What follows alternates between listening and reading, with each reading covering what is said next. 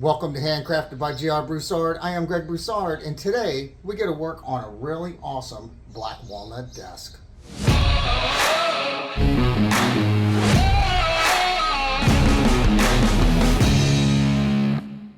The customer provided these legs, and I believe they were off a computer table, and the top of it was, I think, that pressed stuff, and I think the screws pulled out on it.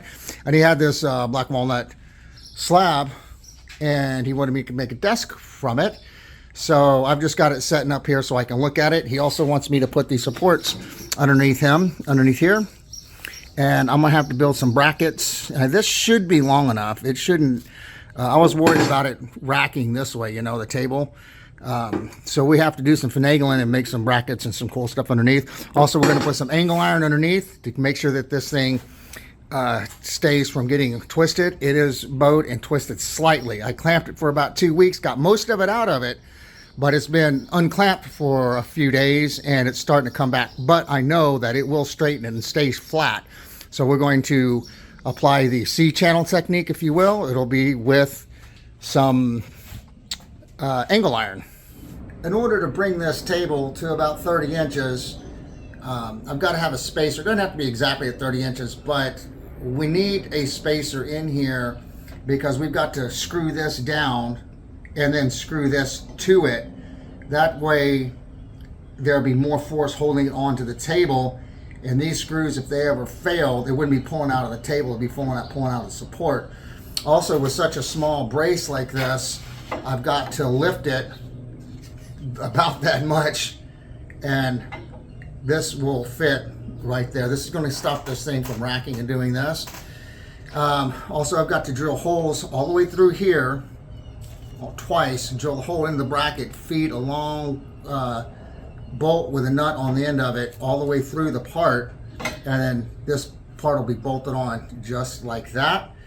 And that's the plan, how we're going to do this. So we're going to start cutting these brackets first, so we'll raise it up to height, and then we'll make these, and then once everything's set, we'll mark the holes, drill everything, and it should go together. I'll dry fit it, and once it's dry fit, then we'll start working on the top, because doing this is going to scratch up the top, and might as well do it last and clean it up while we're done. Also, this thing's got a little twist and a bow to it, and we're going to put angle iron as a C-channel across in 3 different areas to make sure this thing stays flat. These holes that are going to hold this to the table are going to be elongated, so the table will have a chance to move and we won't break it.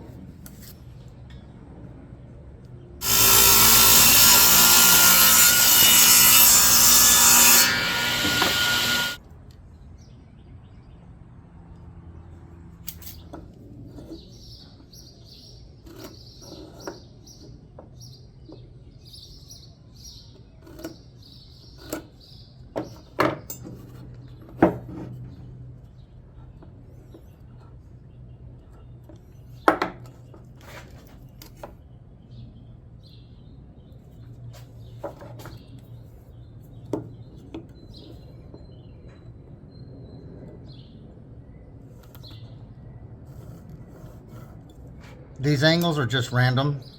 It just doesn't really matter, just whatever you want to do. So I'm gonna cut these.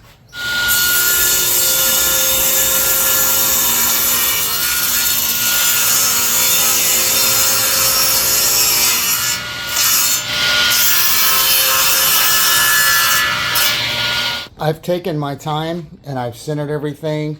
I've marked everything. Everything is on the center. Everything is exactly where it's supposed to be. And I even marked where the Screws go on all the parts. So I did it on both sides. Now I've got to come in, I've got to mark where I've got to drill through all the way through this support, this leg, and I've got to drill another hole in the middle of that. So I'm going to mark these now. I only can mark one of them because the other hole isn't drilled into the bracket. I'm going to do the same thing on the other side. I don't know where my punch is, so I've just been using screws, and that's just good enough to put a starting mark right on there. All right, let's drill that out.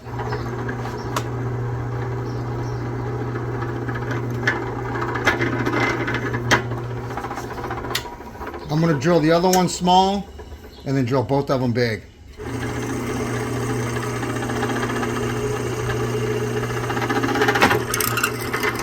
Okay, I'm going to mark this hole where to drill into the leg, and the way that I'm doing that is I'm just getting a Q-tip and putting some ink on the Q-tip. It's lined up where it was last time, and I'm just going to simply put the Q-tip in that hole, and that'll mark. I got to make sure I'm lined up perfect, okay? And just dab it, and then that leaves a mark right there where I need to drill. I'll do the same to the other side.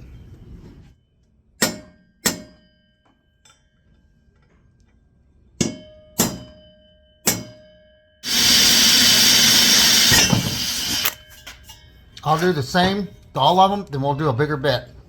I'm going to drill this hole a little bit larger. However, the throw on this drill press is not large enough to go all the way through. So what I've got to do, I've got to drill a larger hole, then put the bit in the hole, and then drill through. To keep this straight and have a decent flat reference, I put a table on it, and this is going to keep it straight from doing one of these numbers. I also put a spacer here because the back of it's off the little table. So now I can get a true straight hole. So I'm going to drill this one, and then raise the table, and then drill through the other side.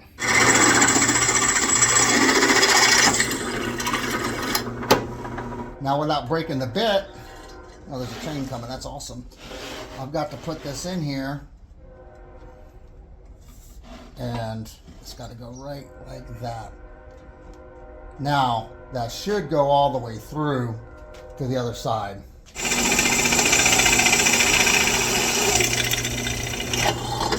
That should be a straight hole, hopefully.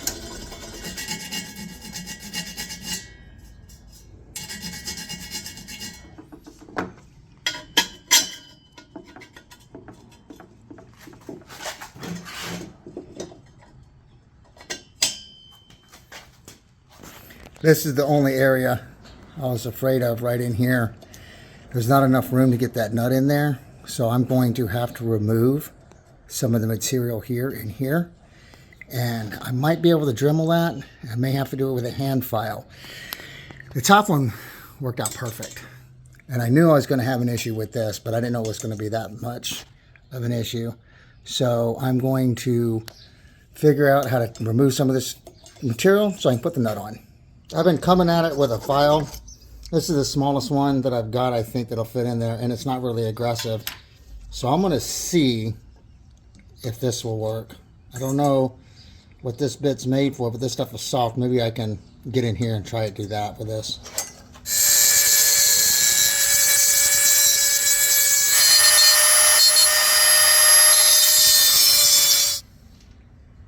Don't know if it's going to fit. Oh, look at there.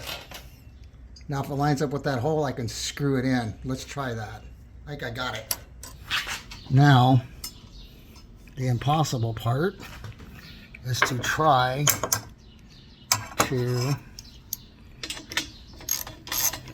thread it.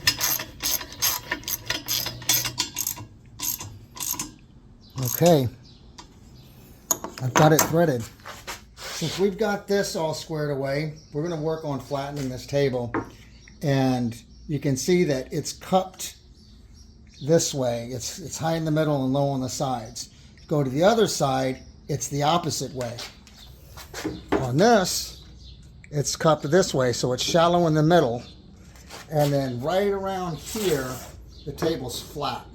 So it transfers the different way that it cups. Now I had this thing clamped up for about 2 weeks or so, and I did get it out. So now what we're going to do is sand and prep the bottom of this, and then we're going to put our rebar in with our elongated holes, screw that down. That'll straighten this table out, and then we'll have the ability to attach our hardware.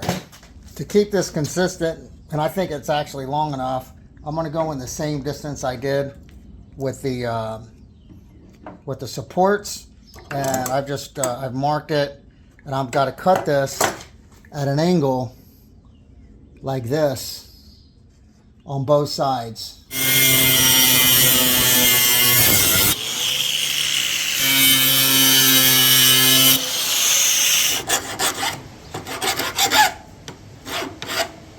I've got this bracket where I want it, and it's going to live right there.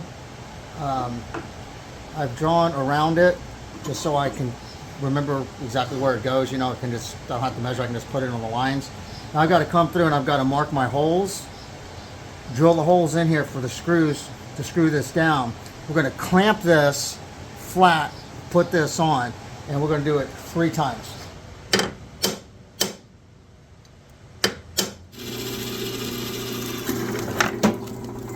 I've got to elongate these holes so the table can move, and this seems to do a pretty good job. It's just that I've got to be careful not to break my drill bit.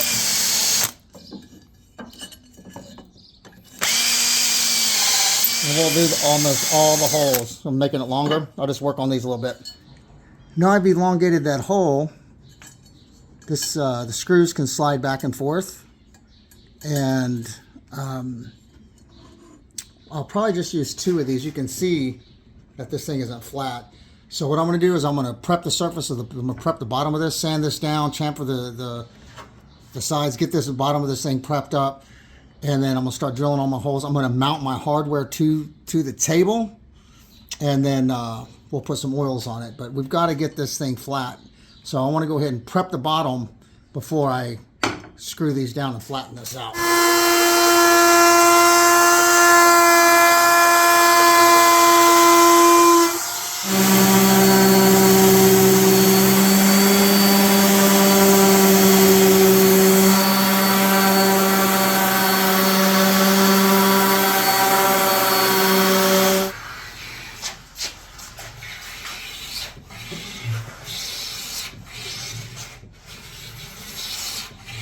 I've got the surface down to 120, and the customer wants me to fill this with epoxy. I use this stuff a lot.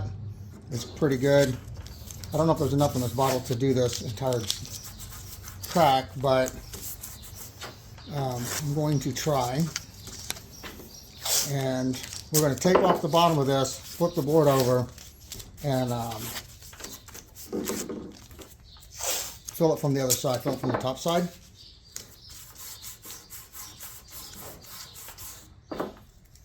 We should be good.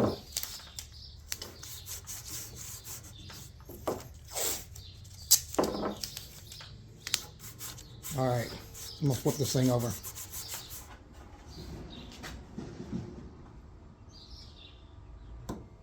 This is definitely going to be a hurry up and wait situation.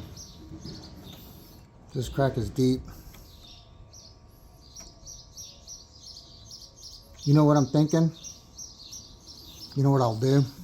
I'm going to fill it from the other side. That's what I'm going to do. I'm going to fill it from the other side, because if I do it this way, it's going to take me like a year. So I will do it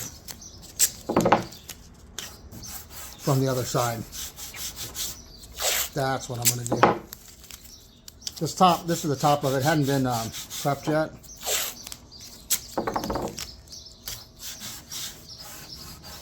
All right, I'm going to flip it back over and do the other side. We'll do it from the bottom. I think it really makes a difference which way I go with it. See, I have a lot more access to this side.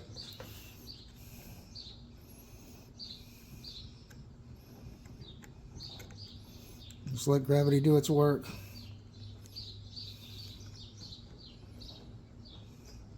So I'll be here for a minute. I got it completely filled in, all the other little cracks. If you get this stuff, take the top off, the little squirt nozzle thing, and put the regular top back on, because this will dry out. So I just do it this way and it lasts. So, and this is an Amazon thing. I got that on Amazon. So that's filled up, and we're gonna wait till that dries till tomorrow and then sand her down.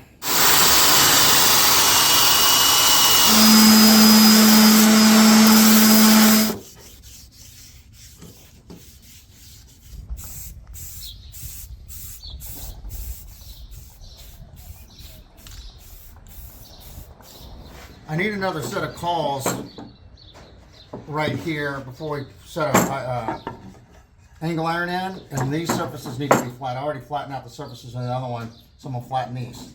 I just use a Stanley number 8 joiner's plane, and we'll make both sides of these flat. There we go. Only takes a moment to do it. It's nothing help not to have flat calls if that's what you need to do to make something flat. So we'll make it flat on both of them. Okay, this one's done. We'll do the next one. I've got all my calls on. I've checked it for flat. It's flat. The whole thing is flat. So now I'm coming in and I'm setting my angle iron, and I'm just coming in with my adjustable square and then setting it a certain distance, whatever that is, and that's in the middle. That's where I want it. I'm gonna set all of them, and we're gonna mount these on there. This is my screw centering tool. I don't know if I'm gonna drill pilot holes in this or not, so just in case, I'm gonna mark them anyway. And I just simply come back with an awl and I'll mark so I can see it better. Before I attach this one, I need to go ahead and sand this stuff off that I did yesterday. And I'm going to do that now. Remember, this is underneath side of it, and we'll make sure the top is absolutely pristine. So I'm going to sand this, and then I'll go ahead and mount this piece here.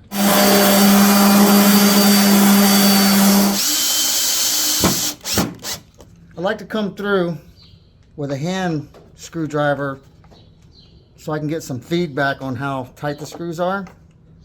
It is an Amazon special, but it's an awesome t-shirt.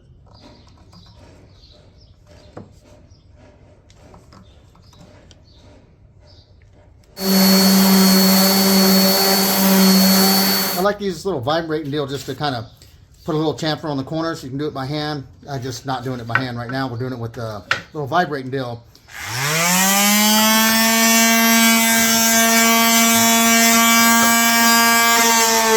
I have to countersink or insert this head inside here. I've got my depth set, so I'm going to drill this hole where the head will fit and then go back and drill it where the threads will go through.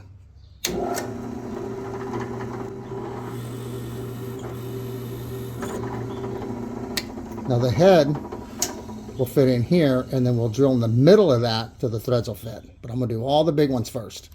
Now I'm going to use the smaller bit to go right where the other one left off, right in the middle. I should be using a brad point bit. However, the size that I need, I broke it. So I'm going to have to be real careful. I'm going to have to center this into that little indention left by the other drill bit. And we'll take this all the way through. There we go. And we'll do all the rest of them just like this. Now I've got these brackets drilled. I need to do the same exact thing. I need to countersink and then drill all the way through. I already have my depth set, the right bit, and we're going to do the countersink.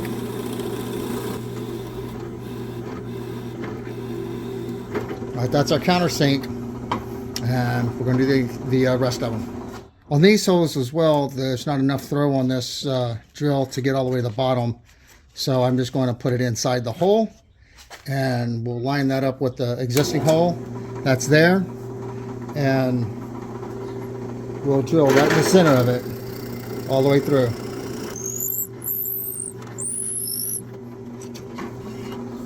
Okay, we made it, so we're good. And And that's it. I'll come in, hand tighten them down, both sides.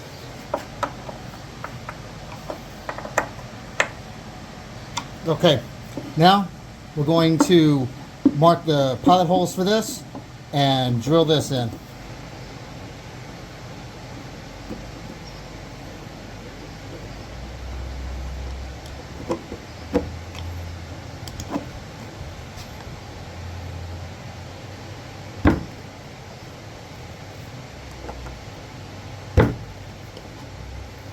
Okay, right there and there is our pilot hole. Got a brad point with a dust stop on it. We can be accurate with our hole.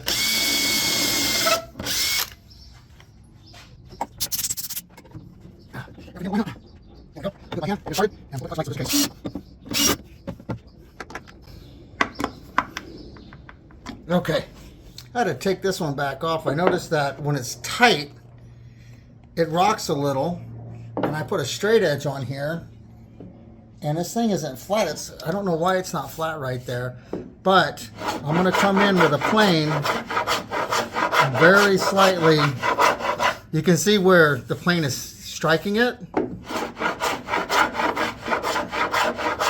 It's humped up right there. I got a real light set. I know it's cross grain, but this should be just fine right here.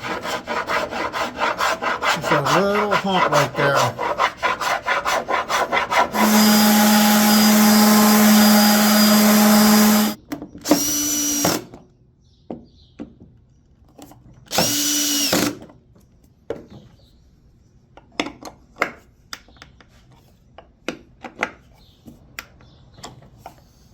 That's way better.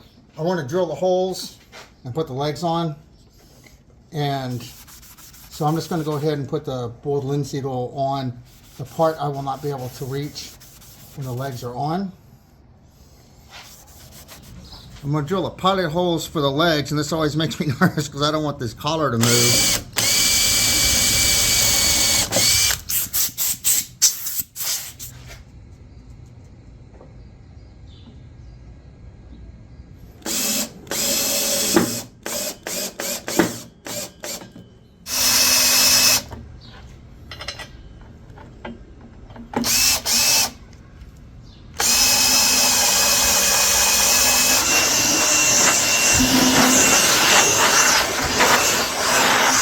I'm just going to quickly come by with some sandpaper, and on this bevel or chamfer, I'm going to get rid of any tool marks that are on here. So I'm going to dress this, and then we'll put boiled linseed oil on it. As I was sanding the bevel, I found a crack. So we're going to use activator and this the epoxy glue stuff, and this will make it hard so we don't have to wait for a year for it to dry. I missed it apparently when I was filling the others. So I'm going to fill this crack, and I'll have to sand it down.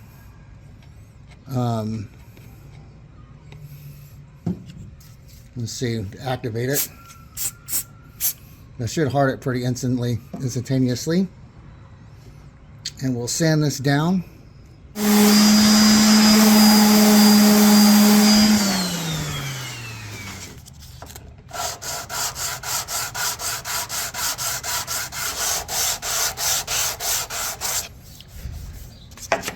Now that I have the table flipped over, I can sand the top, sand this bevel, take the tape off, and see what that looks like, the epoxy that we put in here, see what that looks like.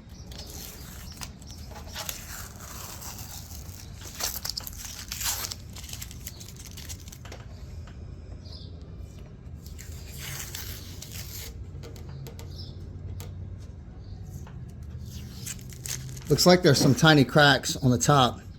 And I'm going to do the same process. I'm going to fill them, and then I'm going to use my activator to dry it quickly. And we'll sand this down.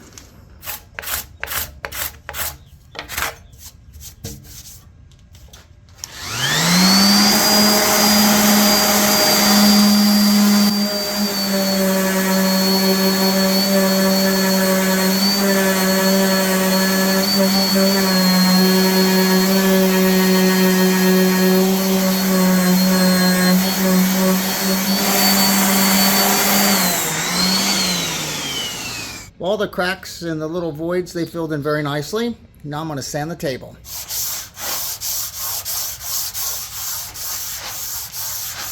I'm going to bring the surface up to 120, and then after that I'll flip it over, put the board linseed on the bottom, flip it back over, bring this up to 220, and then make sure everything is nice on the top, put the board linseed on the top, and then we should call it done. So I'm going to sand for a little while.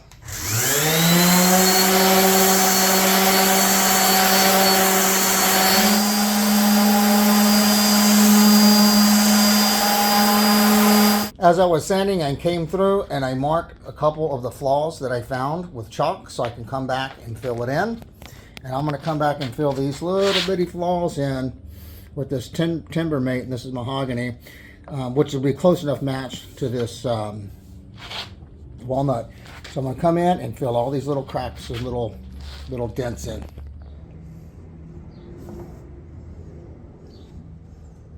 Just like any other filler.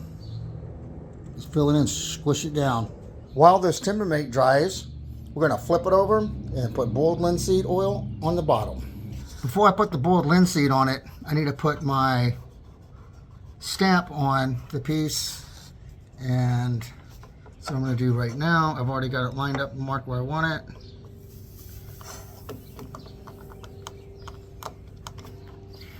Excellent. You can date it.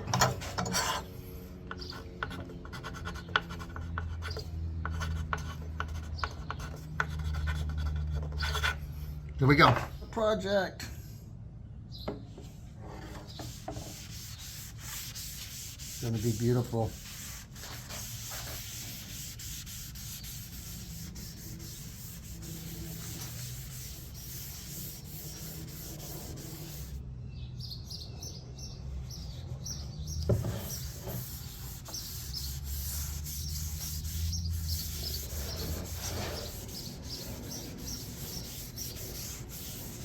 Boiled linseed oil came out really nice on this, and as I was doing it, I don't like the color, that silver right there. I think it looks cheap. So what I'm going to do is I'm going to color it, and it'll look a lot better, I think, to this piece. So I'm going to show you how I'm going to do that. So to change the color of this, I'm just going to heat it up and then put it in paste wax.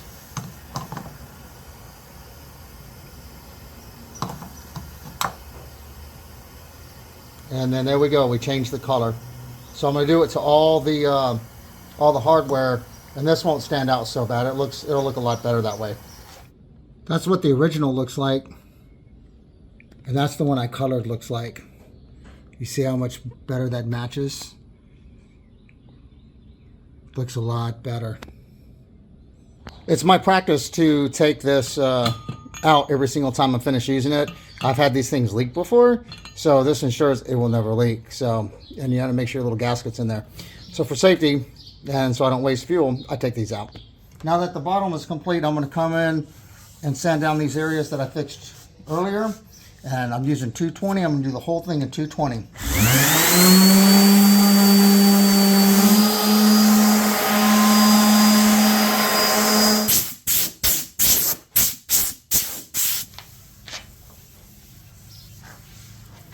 Now this is the extra best part, doing the top.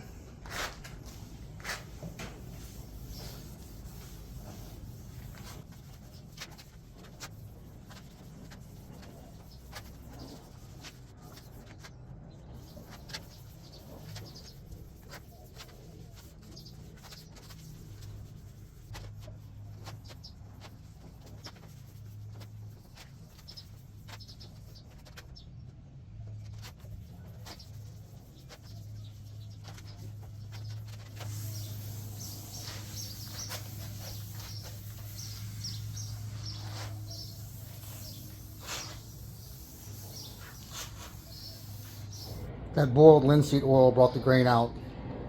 It's just really beautiful. Now it's just hurry up and wait. This black walnut table turned out really beautiful. We also had the chance to recycle some used computer legs.